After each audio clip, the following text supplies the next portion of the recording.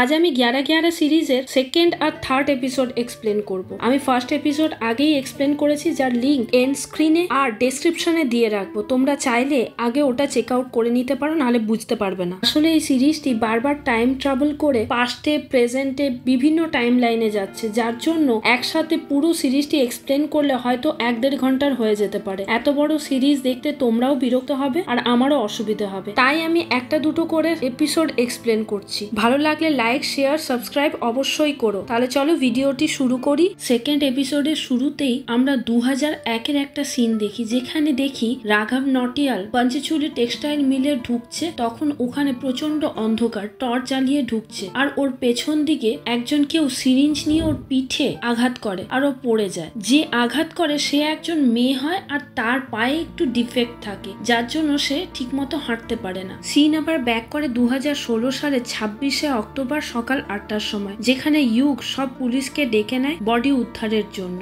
Body নিয়ে যাওয়ার সময় ভামিকা সন্দেহ করে ইউগের ওপরে, তুমি জানলে কি করে এখানে বডি আছে? এর উত্তর সোজাসুজি না দিয়ে ইউগ বলে, এই বডিটা ডিএনএ টেস্ট করতে বলুন ম্যাডাম, এটা মনে হয় রাঘব নটিয়ালের বডি। তখন ভামিকা কিছুটা অবাক হয়ে জিজ্ঞাসা করে, আদিতি তিওয়ারির কেসের রাঘব নটিয়াল? ইউগ জানায় হ্যাঁ। ওই দিন রাতের বেলায় 11টা 5-এর সময় আবার দেখি ইউগ খুব চিন্তায় মগ্ন হয়ে থাকে। বাইরে পুরো শহর জুড়ে দিওয়ালি সেলিব্রেশন চলছিল। যখনই 11টা 11 মিনিট আর 11 সেকেন্ড হয়, তখনই ফোনটা 15 বছর আগে 2001 সালে শরিয়ার কাছে কানেক্ট হয়। শরিয়াকে ওই সময় দেখি একদম রক্তে ভেসে যাচ্ছে, মানে ওকে কেউ খুন করেছে আর কি। শরিয়া বলতে থাকে, আবার এই ট্রান্সমিটার কানেক্ট হবে 1990 সালে, তখন তুমি আমাকে মনে করাবে এই ট্রান্সমিটারের ব্যাপারে। ইউগ তো তখন আগামাথা কিছুই বুঝতে পারে না, বারবার জিজ্ঞেস করতে থাকে। শরিয়ার টাইটেল থাকে আন্তওয়াল। আন্তওয়াল জি বলে জিজ্ঞাসা করতে থাকে, আপনি কি করে জানলেন নটিয়ালের বডি ওখানেই পাওয়া যাবে? এই সব কথায় না গিয়ে,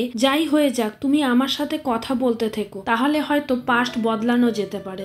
আর ফোনটা এখানেই ডিসকানেক্ট হয়ে যায়, কারণ ওখানে কথা বলার সময় মাত্র 1 মিনিট, তার থেকে বেশিও না তার থেকে কমও না। গভর্নমেন্টের 15 বছর আগের কেস বন্ধ করার পলিসির জন্য 27শে অক্টোবর 2টোর সময় আমরা দেখি জমায়েতে সঞ্জনা দাঁড়িয়ে আছে। তখন আদিতি তিওয়ারি কেস বন্ধ হওয়ার 34 ঘন্টা বাকি থাকে। অন্যদিকে ইউগ পাগলের মতো খুঁজতে থাকে আন্তওয়াল নামের পুলিশ ইন্সপেক্টরকে, যে 15 বছর আগে এক্সিস্ট করতো, মানে আদিতি তিওয়ারির কেসে ইনভলভ ছিল, কিন্তু সে কোনো মতেই পায় না তার ট্রেস। অনেক কাগজপত্র ঘাটাঘাটি করতে থাকে। উল্টো দিকে ভামিকা ফরেন্সিক রিপোর্ট আনতে গেলে জানতে পারে ওই বডিতে ফোর্সফুলি কেউ ইনজেক্ট করেছিল অ্যানাস্থেসিয়ার ওষুধ, যা ওর পিঠে লেগেছিল আর ওখানের হাড়ও গুঁড়ো হয়ে গিয়েছিল। তারপরে তাকে ড্রাগের ওভারডোজ দিয়ে মারা হয়, যাতে ওটা খুন না মনে হয় আর পুলিশ বুঝতে পারে ড্রাগের ওভারডোজ নিয়ে ছেলেটি মারা যায়। ডিএনএ রিপোর্ট আসলে ভামিকা বুঝতে পারে ওই স্কেলটনটি আর কারো না, রাঘব নটিয়ালের। ফরেন্সিক ডিপার্টমেন্ট থেকে বেরিয়ে ভামিকা সোজা চলে যায় ইউগ আরিয়ার কাছে, যে তখনও আন্তওয়ালকে খোঁজায় ব্যস্ত ছিল। ওর কলার ধরে জানতে চায়, তুমি জানলে কি করে এটা রাঘব নটিয়াল ছিল বলে? তখন ইউগ আরিয়া বলতে থাকে, আপনারা যদি খুব ভালো করে কেসটা স্টাডি করতেন আপনারাও জানতে পারতেন, ওখানে 15 বছর আগে আদিতি তিওয়ারির বডিতে যে কেমিক্যাল পাওয়া গেছিল তা শুধু টেক্সটাইল মিলে ইউজ হয়। আর যে টেক্সটাইল মিলের কথা আমি বলেছিলাম আপনাকে, পাঞ্চেচুলি টেক্সটাইল, ওটা তখন 2000 সালে বন্ধই পড়েছিল। একদম আইডিয়াল জায়গা ছিল ওকে লোকানোর, ওকে ওখানেই লুকিয়ে রাখা হয়েছিল। তখন ভামিকা আরো হুমকি দিয়ে জানায়, ওখানে তো ছিল আদিতি তিওয়ারি, তুমি জানলে কি করে যে ওখানে রাঘব নটিয়ালি ছিল? এই সময় আমরা জানতে পারি মেলাতে আদিতি তিওয়ারির সাথে যে বাচ্চা ছেলেটি রাগ দেখাচ্ছিল সে আর কেউ না, ইউগ আরিয়াই ছিল। ওই বারবার পুলিশকে বলেছিল যে কিডন্যাপ করেছে সে কোনো ছেলে না, মানে নটিয়াল তো হতেই পারে না, সে কোনো মেয়ে। কিন্তু পুলিশ তখন তার কথায় কোনো পাত্তা দেয়নি। যা শোনার পর ভামিকা ওকে ছেড়ে ওখান থেকে বেরিয়ে চলে যায়, আর ইউগ রাঘব নটিয়ালের পোস্টমর্টম রিপোর্টটা নিজের কাছে রেখে নেয়। এরপর আমরা দেখি এসপি জুয়েল ওই পোস্টমর্টম রিপোর্ট নিয়ে গিয়ে আইজি স্যারকে দেখাচ্ছে, যা আইজি স্যার দেখে বলে, গুড জব, আমরা পেরে গেছি, এবার এটাই প্রেসের সামনে রিলিজ করো। আইজি স্যার প্রেসের সামনে সঞ্জনার কাছে গিয়ে বলে, আপনার মেয়েকে রাঘব নটিয়ালি মেরেছিল, যে মারার পর নিজেই সুইসাইড করে নেয় ড্রাগের ওভারডোজ নিয়ে। আমরা যদি 15 বছর আগে ওকে বাঁচা অবস্থায় ধরতে পারতাম তাহলে খুবই ভালো হতো। আর এই বিবৃতি দিয়ে ভেতরে ঢুকে যায়। তখন সঞ্জনার অবস্থা খুব খারাপ হয়ে যায়। অন্যদিকে ইউগ আরিয়া ভামিকার কাছে গিয়ে বলতে থাকে, যে সিরিঞ্জ এখানে ইউজ করার কথা বলা হয়েছে পোস্টমর্টমে, ওই সিরিঞ্জ কোথাও খোলা পাওয়া যায় না, একমাত্র হসপিটাল ছাড়া। 15 বছর আগে যে মেয়েটি আদিতিকে মেরেছিল সে হয়তো কোনো হসপিটাল নটিয়ালের নার্স ছিল বা কোনো ডাক্তারও হতে পারে। আমরা যদি একটু খোঁজ খবর করতে পারি তাহলে তাকে ধরতে পারবো। আপনি তো আমার কথাটা শুনুন, আর কেউ না শুনলেও আজও কি ধামাচাপা দিয়ে দেওয়া হবে কেসটা? তখনই ভামিকার ঘরে টিভিতে দেখতে থাকে আইজি স্যার এই কেস অলরেডি ক্লোজ করে দিয়েছে। যা শোনার পর ইউগ আরিয়ার মাথা ভীষণ গরম হয়ে যায় আর ও দৌড়ে গিয়ে প্রেসের সামনে আবার বলতে থাকে আমি জানি কে মেরেছে আদিতি আর রাঘবকে। সে সময় মিডিয়াওয়ালারা জিজ্ঞাসা করতে থাকে তোমার কাছে প্রমাণ কি আছে? তখন ইউগ বলে আমিই প্রমাণ, আমিই দেখেছিলাম আদিতিকে কে নিয়ে গিয়েছিল। আর মিডিয়ার সামনে তাকিয়ে বলে আমি তোকে চিনতে পেরেছি, তোর এগেনস্টে সমস্ত রকম প্রমাণ আমাদের কাছে আছে, তুই এবার রেডি থাক, তোকে আমি ধরবই। ভামিকা তার টিমকে নিয়ে পুরো বাইরে বেরিয়ে আসে আর ওকে টানতে টানতে ভেতরে নিয়ে যায়। এই সময় আইজি স্যার এসপি জুয়েলকে বলে আরে লাগাও, আমি যে ইন্টারভিউটা দিয়ে এলাম সেটা দেখি। টিভি চালিয়ে দেখে ওদের ইন্টারভিউর বদলে ইউগ আরিয়াকে দেখাচ্ছে, যেখানে ইউগ বলছে আমি জানি তুমি আদিতিকে মারার পর রাঘবকে মেরেছো, তুমি একটা ছোট বাচ্চাকে মেরেছো, তুমি ধরা পড়বেই। যা শুনে আইজির মাথা খারাপ হয়ে যায়, বলে এক্ষুনি আমি প্রেসে স্টেটমেন্ট দিয়ে এলাম, এ আবার বলতে গেছে কি? এসপি স্যার আইজির হয়ে ভামিকার কাছে আসে আর বলে তোমাদের কি মাথা টাথা খারাপ হয়ে গেছে নাকি, তোমরা কেন বলতে গেছো এসব? তখন ভামিকা বলে আমি ওকে পাঠিয়েছিলাম স্যার। আইজি স্যার সবার সামনে এভাবে মিথ্যে কথা বলছে, কোনো মিডিয়া যদি ফরেন্সিক রিপোর্ট বার করতে চায় তাহলে খুব ইজিলি ধরে নেবে যে এটা ফেক ছিল, তাই আমি বারণ করেছিলাম আর আমাদের কাছে পোক্ত এভিডেন্সও আছে। সেই সময় ইউগ বলা শুরু করে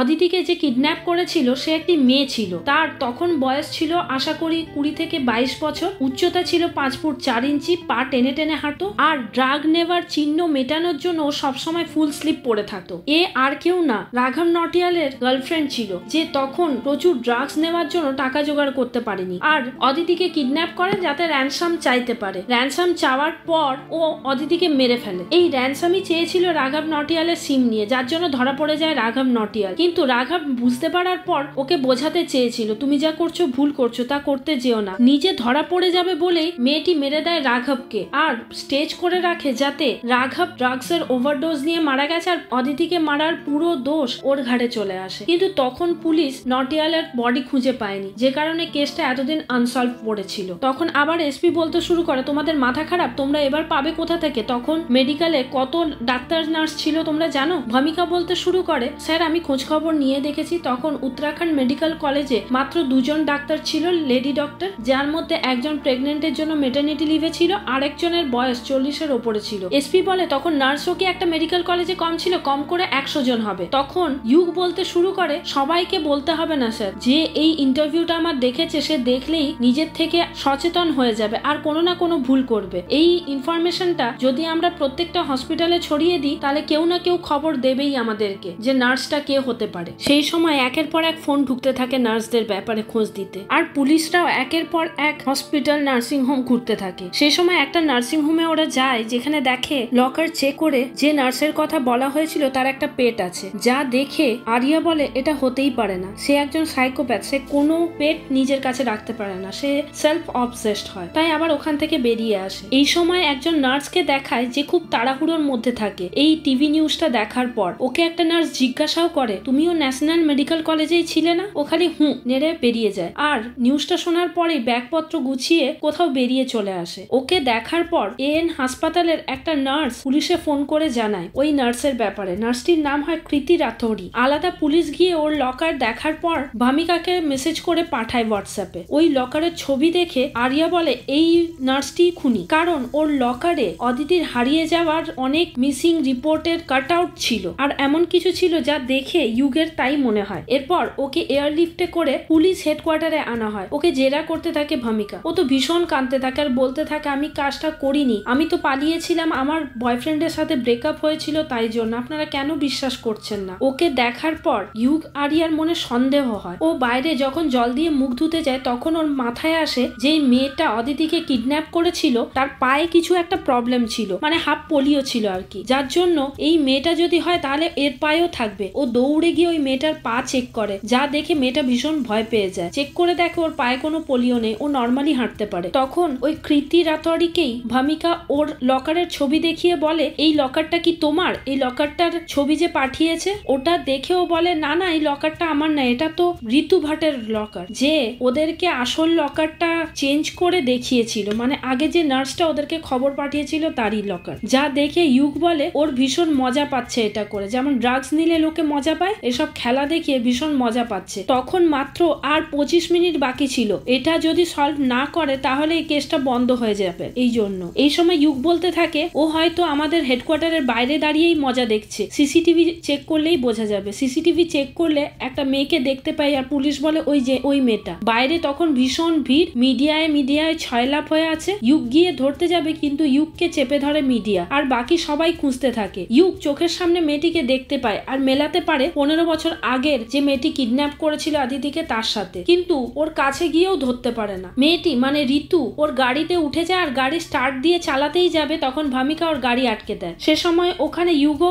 পৌঁছে যায় আর ওকে দেখতে থাকে। এখানেই সেকেন্ড এপিসোডটি শেষ হয়। থার্ড এপিসোডের শুরুতেই আমরা দেখি ঋতু ভাট আদিতি তিওয়ারির বডিটাকে নিয়ে জলে ফেলে দিল, তাও আবার গরিলার মাস্কটাকে পরিয়ে নিয়ে। এরপরে সিন 2016-তে শিফট করে, যেখানে আদিতি তিওয়ারি কেস ক্লোজ হওয়ার মাত্র 8 মিনিট বাকি থাকে আর ঋতুকে ইন্টারোগেশন রুমে একা বসিয়ে রাখা হয় কিছুক্ষণ ওর বিহেভিয়ার লক্ষ্য করার জন্য। এরপর ভামিকা ইন্টারোগেশন রুমে ঢোকে আর ওর ইন্টারোগেশন শুরু করে, যেখানে ঋতুকে ভীষণ কনফিডেন্ট দেখা যায়। ওখানে ওকে বলা হয় জানো তোমার ডিএনএ কোথায় পাওয়া গিয়েছিল, তুমি তো পুরো স্টেজ করেই রেখেছিলে, তোমার কোনো তথ্য প্রমাণ পাওয়া যাবে না, কিন্তু রাঘব নটিয়ালের চশমার কোনা লেগে তোমার হাত ছড়ে গিয়েছিল, যেখানে তোমার রক্ত লেগেছিল, সেখান থেকে আমরা তোমার ডিএনএ বের করি। আর ওর লকারের ছবি দেখে ওকে জিজ্ঞাসা করে এই সব ছবিগুলো কি তোমারই লকারের? ও তখন স্বীকার করে হ্যাঁ, কিন্তু ও কিছুতেই স্বীকার করতে চায় না যে না আমি খুনটা করেছি বলে। আর ওখানে তখনও ডিএনএ রিপোর্ট এসে পৌঁছয়নি, যেহেতু 12টা বাজলেই কেসটা ডিসমিস হয়ে যাবে, তাই জন্য ওরা খুব তাড়াহুড়ো করছিল যাতে একে দিয়ে কনফেস করিয়ে নেওয়া যায়। কিন্তু ঋতু ভীষণ চালাক মহিলা হয়, ও কোনো মতেই কনফেস করে না। 12টা বাজলেই ও ওখান থেকে উঠে চলে যায় আর বলে আমি জানি আমি নির্দোষ। বেরোতেই যাবে তখন একজন ফরেন্সিক এক্সপার্ট এসে বলে 29শে অক্টোবর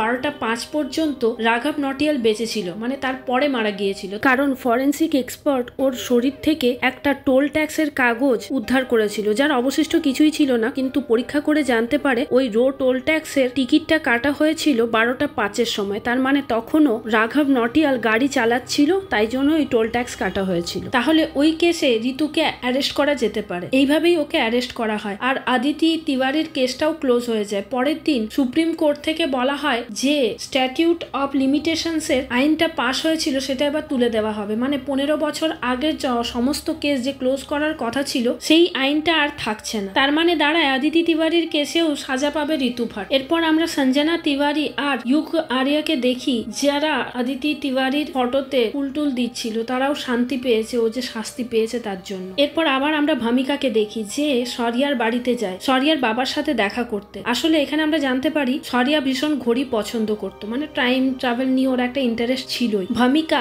আর শরিয়ার প্রথম দিন দেখা হওয়ার ঘটনাটা এখানে দেখানো হয়, যখন প্রথম ভামিকা উত্তরাখণ্ড পুলিশে জয়েন করছে আর শরিয়ার সাথে ওর দেখা হয়েছে, যা মনে করে ভামিকা নিজের মনে মনেই হাসতে থাকে। শরিয়ার ঘড়িটা শরিয়া মিসিং হওয়ার পর থেকেই ভামিকা নিজের কাছে রেখে নেয়। এরপর আমরা আইজি কে দেখি যে এসপি জুয়েলের ওপর খুব মেজাজ দেখাচ্ছে। একটা কেস সলভ করার জন্য সুপ্রিম কোর্ট রায় দিয়ে দিয়েছে যত পুরনো কেস আছে সেগুলোকে আবার রিওপেন করতে হবে, আর প্রতিটা পুলিশ হেডকোয়ার্টারে একটা করে কোল্ড কেস ইউনিট খুলে রাখতে হবে, যেখানে এই সব কেস মানে জমা পড়ে যাওয়া কেসগুলো সলভ করা হবে। যা দেখে আইজির মাথা ভীষণ গরম হয়ে যায় আর এসপি কে বকতে থাকে তোমার জন্য আজ এই অবস্থা হয়েছে, তোমরা যদি এই কেসটা সলভ না করতেই ভাবে তাহলে সুপ্রিম কোর্ট হয়তো এই রায় দিত না। এবার তুমি যখন এই ঝামেলাটা পাকিয়েছো তুমিই সামলাও, সব দায়িত্ব এসপি জুয়েলের মাথায় দিয়ে চলে যায়। এরপর উত্তরাখণ্ড পুলিশ স্টেশনের হেডকোয়ার্টারে একটা নতুন কোল্ড কেস ইউনিট খোলা হয়, যেখানে ইনচার্জে থাকে ভামিকা, ইউক আরিয়া, আরো সাথে একজন সাব ইন্সপেক্টর আর ফরেন্সিক এক্সপার্ট থাকে। এই 4 জনে মিলে কোল্ড কেস ইউনিট করে ওঠে। এই সময় এসপি জুয়েল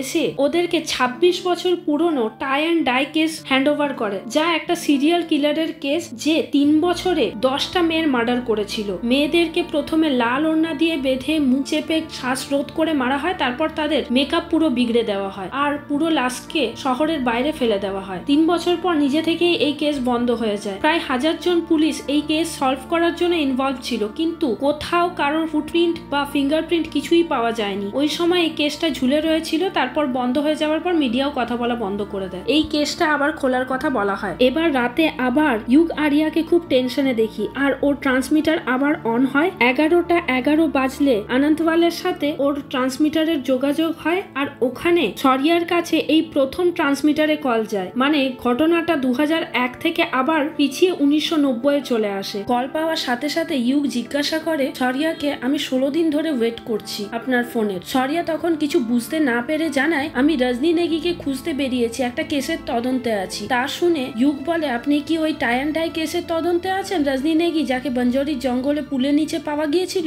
যে ওই সিরিয়াল কিলারের 7 নম্বর শিকার ছিল, এবার 8 নম্বর পাওয়া যাবে হারবোলা স্টেশনে। এরপরই ওদের ট্রান্সমিটার ডিসকানেক্ট হয়ে যায়, কারণ ওদের মোট কথা বলার টাইম হচ্ছে মাত্র 1 মিনিট। এর মধ্যেই এদেরকে কথা শেষ করতে হবে, না হলে কলটা পুরো কেটে যায়। এর পরের দিন ভূমিকা এসে ইউককে জিজ্ঞাসা করে, এই যে খুনগুলো হয়েছিল এর মধ্যে কোনো প্যাটার্ন খুঁজে পেয়েছো কি? ইউক বলতে থাকে, যেই মেয়েগুলোকে খুন করা হয়েছিল তাদের বয়স 22 থেকে 35-এর মধ্যে। তাদের পুরো মুখের মেকআপ খারাপ করা ছিল, মানে যে সিরিয়াল কিলার এই খুনগুলো করে যাচ্ছিল তার মেয়েদের মেকআপে প্রবলেম ছিল, যার মানে ওর গার্লফ্রেন্ড কিংবা বউ কিংবা নিজের কেউ ওর সাথে বিশ্বাসঘাতকতা করেছিল, তা আবার সেজেগুজে, যার জন্য সাজগোজ করা মেয়ে পছন্দ নয়। তারপরে এইসব মেয়েদেরকে পার হাত বেঁধে ফেলে রেখেছিল। পার হাত বেঁধে ফেলে রাখা মানে ও মেয়েদের স্বাধীনতা বরদাস্ত করতে পারতো না, তাই মেয়েদেরকে বেঁধে ফেলে রাখতো। আর ওদের যেভাবে নৃশংসতার সাথে গলা টিপে মেরেছিল, তাতে মেয়েদের ওপর ওর খুব রাগ, সে যে কোনো কারণেই হতে পারে। এরপর 1990 সালে একজন মেয়েকে দেখানো হয়, যার পেছন পেছন একজন যেতে থাকে, মনে হয় যেন ওকে মারতেই যাচ্ছে। পরে দেখা যায় ওটা শরিয়া, মানে ওই মেয়েটার বয়ফ্রেন্ড ছিল শরিয়া। মেয়েটার নাম তখন আমরা জানতে পারি না। এই ঘটনাটা ঘটে 1990 সালে মুসৌরিতে, যেখানে শরিয়া ওর গার্লফ্রেন্ডকে বারবার বোঝাচ্ছে, কেউ যদি তোমার ওপর অ্যাটাক করে তাহলে কিভাবে ওকে মারতে হবে, কারণ ও অনেক রাত করে ডান্স ক্লাস থেকে ফিরতো, তাই জন্য। আর এই সময় মুসৌরিটা একদম সেফ ছিল না, টাই অ্যান্ড ডাই কিলার তখন ঘুরে বেড়াচ্ছিল চারিদিকে। এরপর আবার সিন 2016-তে ফিরে আসে, যেখানে ইউক একটা ছবি নিয়ে বসে থাকে, মানে 8 নম্বর যে মার্ডার হয়েছিল হারবোলা স্টেশনে তার ছবিটা নিয়ে বসে থাকে। সেই সময় ওখানে মানে 2016-তে চারিদিকে আবার সেই লাইট ব্লিঙ্ক হতে থাকে, হাওয়া দেয়, চারিদিক সবকিছু উঠতে থাকে। তারপরে দেখানো হয় হারবোলা স্টেশনে মেয়েটি পৌঁছে যায়, আর ওর পেছন পেছন যেহেতু আগেই খবর পেয়েছিল ইন্সপেক্টর আনাদ, পৌঁছে যায় ওই স্টেশনে, মেয়েটিকে উদ্ধার করে জ্যান্ত অবস্থায়। সেই সময় ইউগের কাছে যে মেয়েটি মরে যাওয়ার ফটো ছিল সেটি আবার উঠে বসা অবস্থার ছবি দেখা যায়, আর যে লিস্ট বানিয়ে রেখেছিল ওখানে দেখা যায় অ্যাটেম্পট টু মার্ডার, মানে পাশটা পুরো চেঞ্জ হয়ে গেল। যেহেতু ইউক আগের থেকেই খবরটা দিয়ে রেখেছিল শরিয়াকে, শরিয়া ওই মেয়েটাকে বাঁচিয়ে নেয়, মানে 8 নম্বর ভিকটিমকে বাঁচিয়ে নেয়, পাশটাও চেঞ্জ হয়ে যায় তার সাথে সাথে। এখানেই 3rd এপিসোড শেষ হয়। ভীষণ ইন্টারেস্টিং একটা জায়গায় এসে 3rd এপিসোডটা শেষ হয়। আমি এর পরের ভিডিওতে 4th আর 5th এপিসোড এক্সপ্লেন করব। ভালো লাগলে অবশ্যই আমার চ্যানেলটিকে সাবস্ক্রাইব করে বেল আইকনটি প্রেস করে দিও, আর একটা লাইক অবশ্যই দিও। Thanks for watching.